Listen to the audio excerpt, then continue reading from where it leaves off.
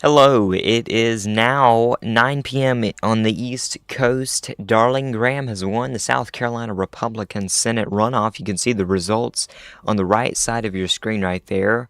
She got 52.3% of the vote to Ralph Norman, a congressman who got 47.7% of the vote. She's winning just by about 15 or so odd thousand votes.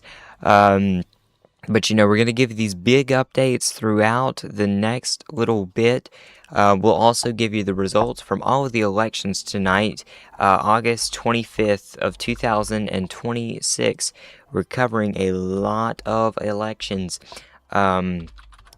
Today, in states like Oklahoma, the only state where we had this, this special Republican runoff was in the state of South Carolina.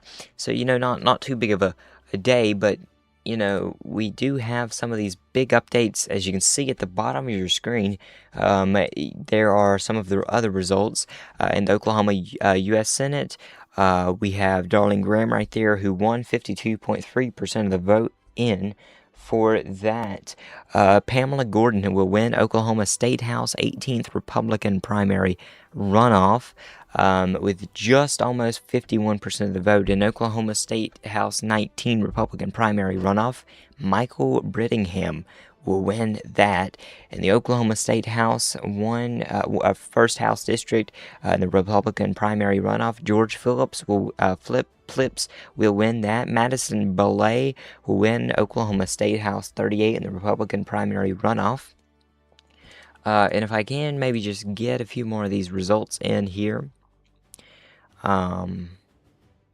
We will again try to get some of these Democratic elections that were tonight. Of course, you're looking at Oklahoma, a state that voted, every single county voted Republican in 2024. One of two states to do so, the other being West Virginia. Herschel Brown win the 99th district. And so Crystal Campbell again with 51.4% of the vote against Scotty Stokes. Everton Blair will win against Marcy Scott in Georgia U.S. House 13 runoff. That was a runoff from an election we had just a few weeks ago. And Nikila Thomas will win the U.S. Senate Democratic primary runoff.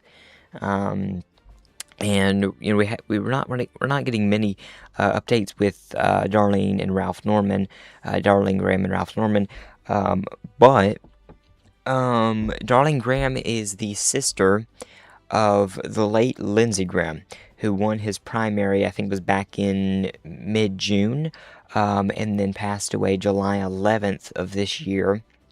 About July 11th, and that is it's a pretty sad time that, for her, obviously this is a moment of rejoice. She will be a senator for 6 years in the state of South Carolina, and it's pretty big, and she has had some controversy surrounding Taiwan and foreign diplomatic relationships with other countries. She's more of a domestic policy person. She's said that she's not well informed on, issues abroad. But those issues abroad affect the domestic issues. And I think she'll really she'll figure that out once she goes on Capitol Hill, after winning her re-election or, this runoff. So, we have just this right here, about 8 seconds. Let's put it up. If we can just have each one show for 10 seconds here. That would be beautiful. 10 seconds. And this also comes as the nation is in mourning for the late Dolly Parton, who passed away at 80 years old today. She was born in January of 1946. She died today. Her family posting an announcement just before 3 p.m., just about 2:58-ish p.m. Eastern Standard Time. She had major or minor or mid health complications over the past few months following her husband's death. And she's been canceling concerts here and there. If I can, we'll just switch to this right here. I do understand, and we'll try and fix this real fast.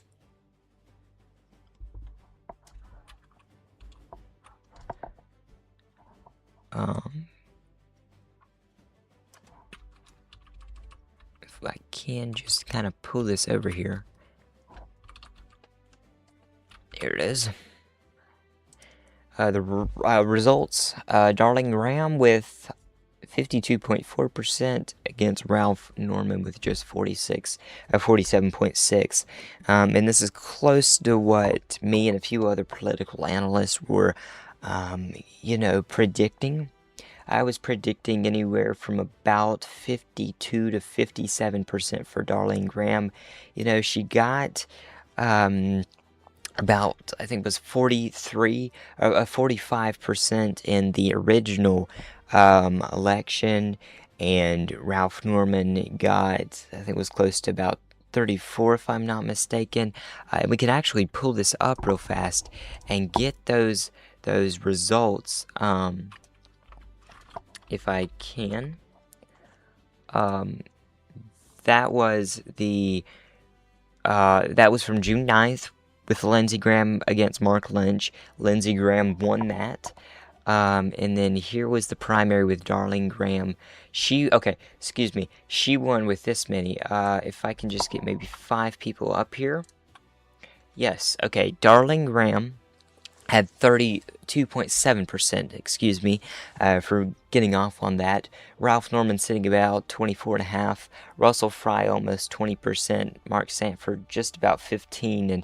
And Mark Lynch, who was against, ran against Lindsey Graham on June 9th, had just under 6%. So, some of his supporters still stayed with him.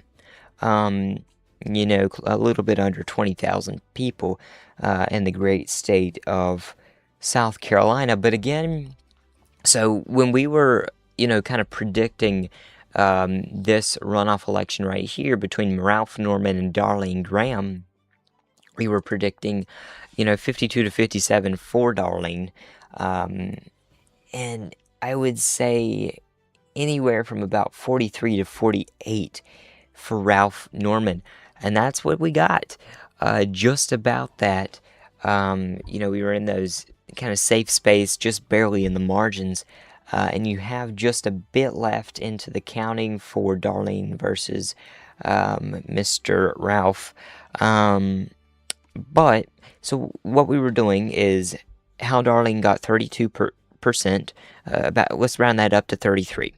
Ralph Norman got 25. And then we kind of added it up to be about 40% for the other people. For Russell Fry, Mark Sanford, Mark Lynch, and the other candidates. That came out to about 40%. So you had about 33 plus, 25. So that was about, about 58%. Plus your 40 would make almost 100%. So with Darlene being a Trump-endorsed candidate, out of those 40%, we gave her about 20 to 25% of those 40 that were up for grabs, if that makes sense. And, that's kind of what we see here. So, 25 was a bit of a stretch. She got about 19% of those 40. A lot of people really, really like Ralph Norman. He's been a congressman in the state for years now. Some might say he's more qualified than Darlene Graham. Darlene who has served in, some public office, in just local things, but definitely not as much as Ralph Norman. And if I can just look back here, Lindsey, he won this with 57% of the vote. A lot of people who loved Lindsey Graham ended up voting for Miss Darlene Graham tonight and over the past few days whenever they've had, some of these elections. And I did want to look at a few other results that we got in tonight. Again, 8/25/2026. And we'll take a look. Oklahoma State Senate 26th Republican primary runoff. Jessica Weingart won that with just about 58% of the vote. That was an election we were actually looking at.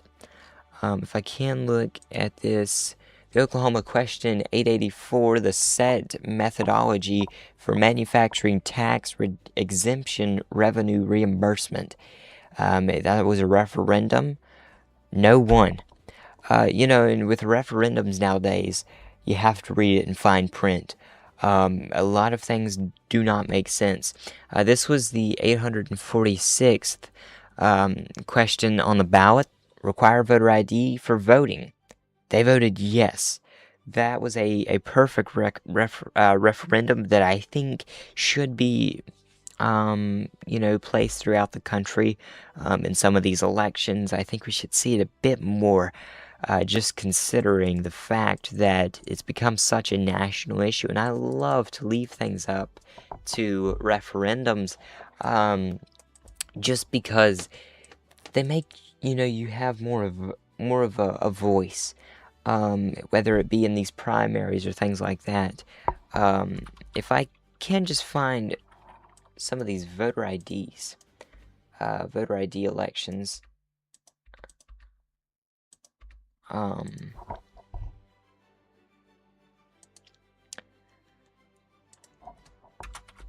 We'll just get us some more of these. I think that was the only state in the country to have a voter ID thing. If I can look at 89th District from North Carolina in the State House, Mitchell Setzer won that. That'll be a race to watch a lot. He's been in the State House for a long time now. He's won that re-election pretty much. Nobody's really running against him. And excuse me, but I would like to look at this. The Harris percent chairman and the percent 0890 Democratic primary. This took place on March 3rd of 2026. Catherine Mize won that with just 170 votes. That's an election I have not seen yet. A pretty interesting election. If we can look at some of the U.S. Senate races. If I can just maybe look here. Arkansas.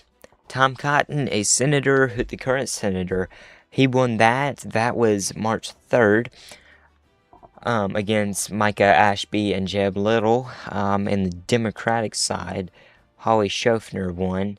This will be an easy win for Tom Cotton. He will probably win re-election this November. If we can look here, Michael Watley in the state of North Carolina. He beat Don Brown, Thomas Johnson, Michelle Morrow, and Elizabeth Temple with 65% of the vote. That was he's Trump endorsed, and Trump's been winning across the nation with his endorsements. I think his endorsement tracker, he's in the 90% averages, or the accuracy. And the Texas United States Senate Republican primary, if I can just take a look at this. Again, this can take time for us to get these results in. John Cornyn, that was in the Republican primary, and then President Trump came back and said, you know what, John Cornyn's been in too long, he's not helping me out in any way, Um, and so he ended up, Ken Paxton, the Attorney General, if I'm not mistaken, came back and won that election for the runoff. And I'm just trying to find it for you real fast. Ken Paxton won against John Cornyn, a senator who's been in for a long time.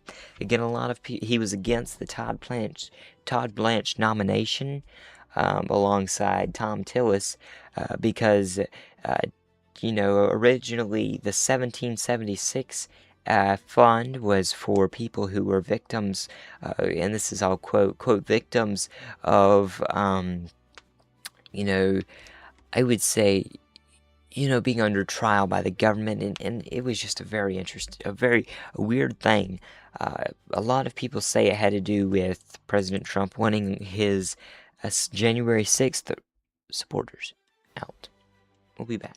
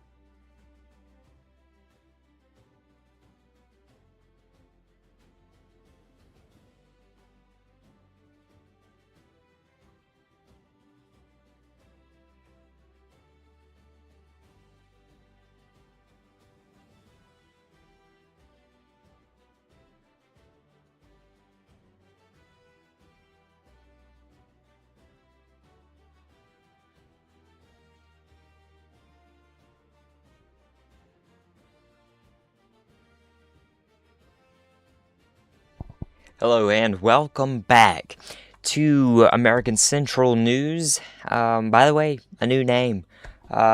Nothing's different, but we are shifting more to, being more moderate in our reporting. Obviously, we're still upholding our Christian conservative values, and we are more of a conservative channel, but we are showing balanced sides and things like that. I'll be back in just a few moments. We will put Darlene Graham's live from her election center up in just a moment.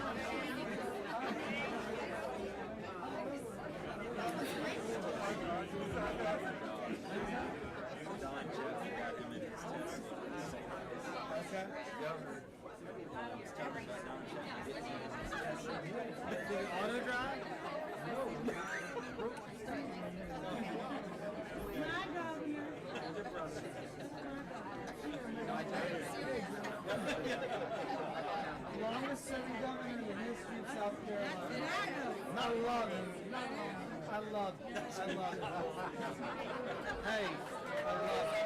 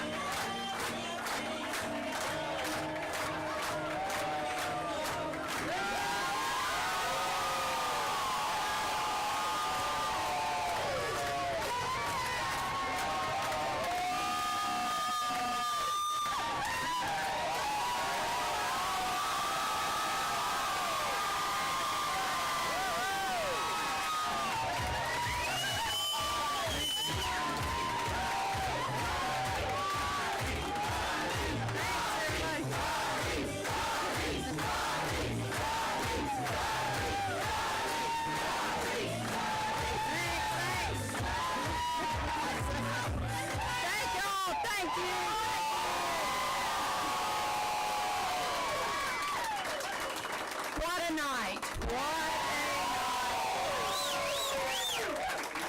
So, South Carolina Republicans, I humbly accept your nomination to serve as the Republican nominee for the United States from the great state of South Carolina. Thank you, thank you, thank you. First, I want to thank the good Lord who got us through these past few weeks and gave me and my family the strength to keep going. I continue to miss Lindsay every day, and there is still a big hole in my heart. But I know he's looking down right now, very proud of everyone in this room. I want to thank President Trump for all of his support and his endorsement. Mr. President, Lindsay truly loved you and viewed you as one of his closest friends. I appreciate that bond and appreciate all that you've done for our country. Our victory would not have been possible without you, and we are truly grateful. South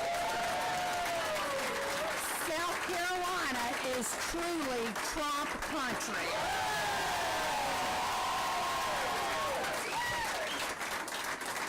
I also want to thank Senator Tim Scott, Governor Henry McMaster,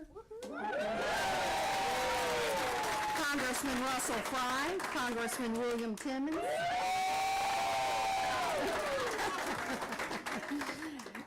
Jeannie Honeycutt, Cody Simpson, Hugh Withers, and so many more Republican officials and candidates from across our state for their support. Politics is a team sport, and without you, we would not have won. All of you. From the bottom of my heart, thank you very much. Senator Graham, we love you! Thank you. Now I want to thank Team Graham, who have worked so very hard over the past several weeks. And through your own grief and tears, I know I could not have done it without you. You are truly amazing. You are the gold standard when it comes to helping people in South Carolina. Thank you for your service.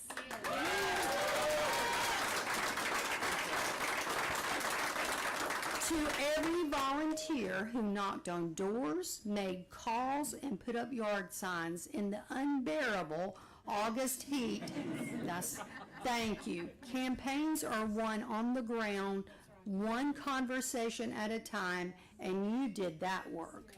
This victory would not have been possible without you.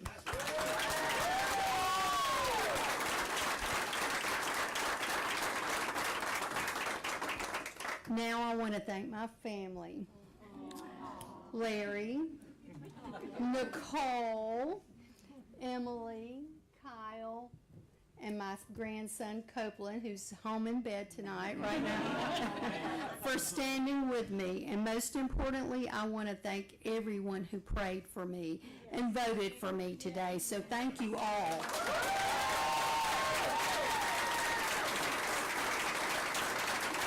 The past few weeks have been an unbelievably challenging time for our family, but you know what? We did it!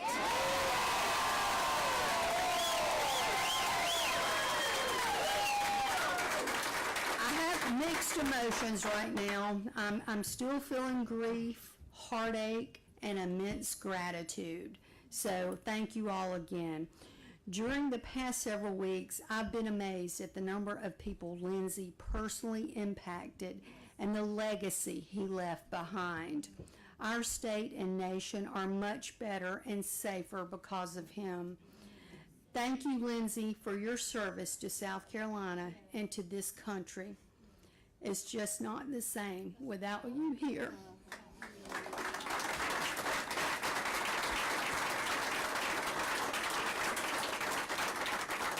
I also want to thank my opponent, Congressman Ralph Norman, and all the other Republican candidates who entered this race. Running for office is not an easy endeavor. I have learned that the hard way. I admire and appreciate your willingness to serve. As South Carolina Republicans, we are part of a large and sometimes disagreeable family of conservative voices, right? But we know that our family squabbles are minor compared to the major differences we have with our Democratic opponents. That's right. If you supported another candidate in this primary, please know that I will work hard to earn your trust and your support. People are moving to South Carolina in droves to get away from the blue state policies of the Democratic Socialist. Yeah. I remember you. Massachusetts, right? We cannot and must not allow Democratic Socialists to gain a foothold in our conservative state like South Carolina. Tonight is a great victory, but it's not the finish line. In fact, it is the starting line for an even bigger fight which lies ahead. Liberals believe if they can defeat conservatives in South Carolina, then they can defeat us anywhere. Once again, they're coming for us and the South Carolina values we hold dear. For those who are not aware, you need to know that my Democratic opponent, Dr. Annie Andrews, is the most radical liberal ever nominated for a statewide office by the South Carolina Democratic Party. Her views are those of Bernie Sanders and AOC. If you liked Kamala Harris for president, you're going to love Dr. Annie Andrews. No person in South Carolina has pushed harder for the absolutely terrible idea of turning confused little boys into little girls and vice versa than Annie Andrews. Gun control, government-run health care, abortion until the moment of birth, bad idea after bad idea, Annie Andrews backs them all. I have a different background and vision for our state. I'm a hard worker with a servant's heart. I grew up in the back of a bar and liquor store in one room in central South Carolina. My parents worked long, hard hours to make ends meet. We didn't take vacations. If they were sick, they had to get up and go to work because the doors weren't open, we weren't making money. My mother passed away when I was 11 and my father just over a year later. For the past 30 years, I've worked hard for the people of South Carolina, and for the past 7 years, I've led a state agency. And I understand the struggles facing South Carolina families because I've faced them too. As your senator, I will continue to work to grow our economy and put South Carolina families first.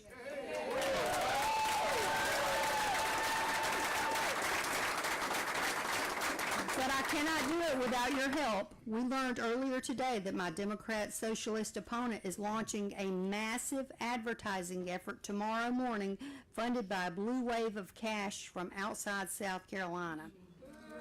So we don't have time to waste. Go to darlenegraham.com to join the team.